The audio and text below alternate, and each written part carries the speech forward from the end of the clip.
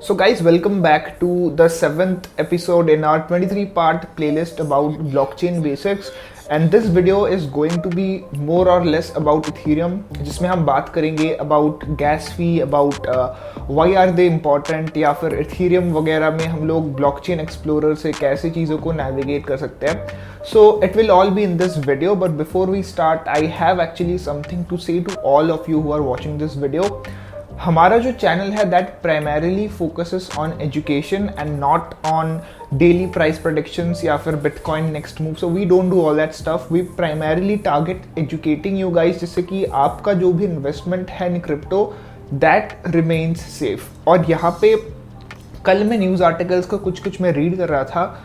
I came across this interesting topic where I have been pointing this out for a really long time कि जो USDT है they are being accused कि उनके जो भी tokens है they are not backed by legitimate reserves. तो what do I mean by legitimate reserves, right? इसको थोड़ा सा explain करते हैं, then let's get back to the topic of our video. So basically हुआ क्या है कि USDT का जो market cap है that has been constantly rising. और ये जो डेटा है that is publicly visible on the CoinMarketCap website. और अगर आप थोड़ा सा ज़्यादा टेक savvy हो, you can also go on to their contract ID and then you can look upon कि उन्होंने कितना टोकन इशू किया है over the last 1 year. तो यहाँ पे कुछ लोगों ने एक सस्पेशन रेस किया कि जो रिजर्व्स है which is the US dollar because it is a stable coin, तो वो जो US डॉलर है they are not actually present with Tether Limited and that is a scary thing to know about. इससे effect कैसे होगा to the retail investors? First of all assuming, मान लो किसी के पास 1000 टेदर टोकन्स है, right? They have maybe bought it with their own currency. Maybe मैंने लाइक 77,000 रुपीज स्पेंड करके I have bought 1000 USDT tokens. So the money that I have spent is real money, which is fiat, right? That we have earned from either from our job or maybe through some other source of income. तो उसको खर्च करके we are buying essentially a token which is USDT, जिसका खुद कोई base नहीं है. It is backed by nothing, not any government, just a private company which has this shady policy to not reveal कि जो उनका रिजर्व है वो क्या है या फिर वो किसको बैक कर रहे हैं किस चीज से. So they just don't release that data, which means कि अगर आप सोच रहे हो that if I am buying USDT tokens to keep their value safe from inflation, which जो कि हो रहा है इंडिया में, right? You can observe prices going up, so you might prefer holding US dollars. But then guys USDT is not the way to go. आप alternatives देखो. USDC is a good reserve. BUSD has a good record of like showing there of maintaining transparency, but USDT is definitely not the way to go. और काफ़ी सारे आपको डेक्सेस में और काफ़ी सारी सेंट्रलाइज एक्सचेंजेस में भी जो कि स्टेकिंग सर्विसेज को प्रोवाइड करते हैं, यू विल सी कि जो USDT के एनुअल रेट ऑफ रिटर्न्स है they are higher than those of the alternatives, right? But then there is the second principle कि अगर आप ज़्यादा रिस्क ले रहे हो, risk should be always calculated. You should not be betting upon कि अगर ये USDT है, आपने मान लो पैसा खर्च करके USDT बाई किया, अगर कल को अगर ये 0 पे आ जाता है, makes no sense, right? Maybe you can be earning 20% on that every year, but अगर वो कल को 0 पे आ जाता है, if its price just crashes, then your entire money basically goes to 0, and I don't think it's worth the risk for me, at least for myself. तो आप उस हिसाब से प्लान करो from now onwards in advance, because I want you guys to know about this कि USDT थोड़ा सा भी risky position में है.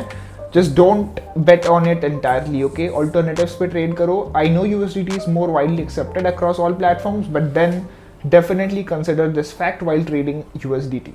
Now guys, coming back to the topic about Ethereum. Recently मैंने Ethereum के ऊपर videos बनाए हैं. If you haven't checked the previous videos, definitely go and watch them. The playlist link is in the description. वहाँ पे हमने basically हमारे MetaMask wallet को सेटअप किया है. We have transferred some of our BNB tokens from Binance to the MetaMask wallet on which is the BAP20 type token. इसके अलावा हमने थोड़े बहुत ट्रांजैक्शंस भी करे हैं. So just go and watch them. It will help you out in understanding how this entire decentralised finance works. अब यहाँ पे दोस्तों बात करेंगे इथीरियम की. What is gas fee? जब भी कोई इथीरियम पे ट्रांजैक्शन करता है, that transaction has to be verified by someone, right? तो अभी के लिए जो इथीरियम है that is running on proof of work. What it means is अगर मैं आपके ट्रांजैक्शन को वेरीफाई करता हूँ, I need to solve a complex mathematical problem, और उसके अगेंस्ट मेरी जो रिसोर्सेस है, like maybe my GPU या फिर मेरी electricity cost, all those things will be involve, right. और जो माइनिंग रिग्स होती है, they are quite expensive to be honest. जब GPU के prices like they were in high demand, they were as expensive as maybe $10,000 $15,000 for a single GPU। And तो हम miners को definitely expect नहीं कर सकते कि वो फ्री में ट्रांजैक्शन को वेरीफाई करेंगे।